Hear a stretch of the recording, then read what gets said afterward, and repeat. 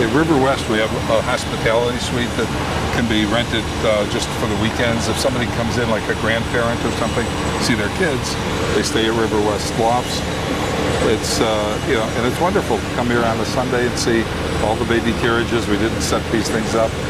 The joggers, people going to Gallery Marchetti for brunch. Art galleries are starting to come in along Milwaukee Avenue. We're right off of Milwaukee. We're a block away. We're a block away, yeah. And I knew I was coming into the area, and it was positive when Buzzy started buying up land around here. He did 950 West Huron. He did the Apex, and I think a couple other projects. So we're talking Belgravia group there for people who don't know. Exactly. But we're pretty excited, and Buzzy was always very conservative on location. Very. He was not somebody who spec'd on location. Exactly. So when he came over here, the corner is going to be lit up. It's a curtain wall, and that whole thing is going to be kind of like the light fixture for going into the lobby area. It's kind of like what we did on this one. Same idea is that at night that is lit up, and it lights up kind of the street a little bit. Gives you kind of a wonderful feeling of the area is lit up.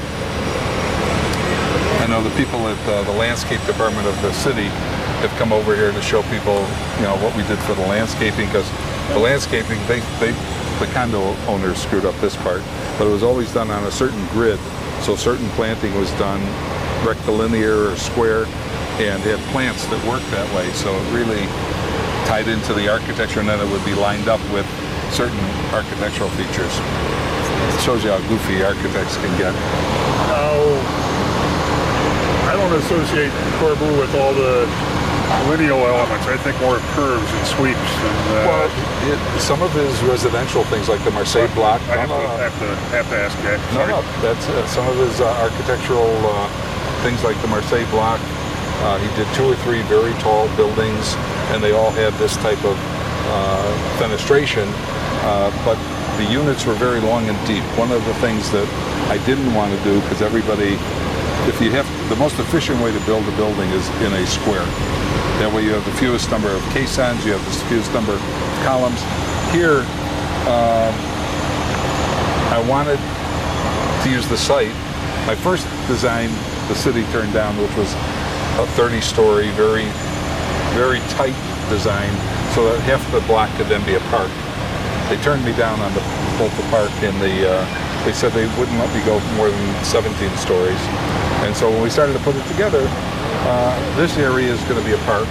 So it's about a quarter of the site.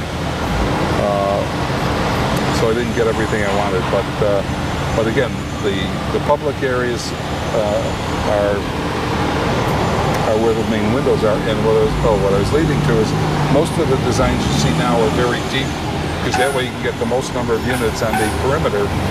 We did just the opposite. Extra lousy floor plan. Terrible floor plan, and then you have the light and vent codes you have to deal with. Here, everything we did was linear, so that all the light is right on the exterior wall.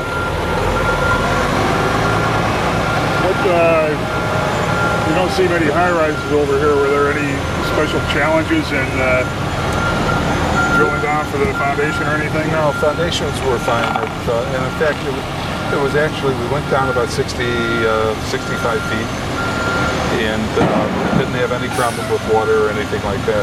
This whole area, from what we were told, was built up when they put in the highway, and so that we knew where the water tables were. We knew exactly just where we could go with it. One of the things that strikes me, and we were talking about it earlier, is that from a distance I can see where the entryway is, and you've got a defined space. Can we go over there and start? Yeah. Looking at those are the elevator shafts? There's 2 elevators that are glass back, so that once you get in the elevator, you're going to be looking out onto the park as you go up.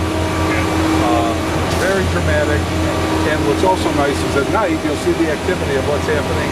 It's kind of like a moving light show. Next to it will be where we have a 16-foot high lobby area, which will be pretty much minimalist as well. It'll be more of a black gray type of formulation.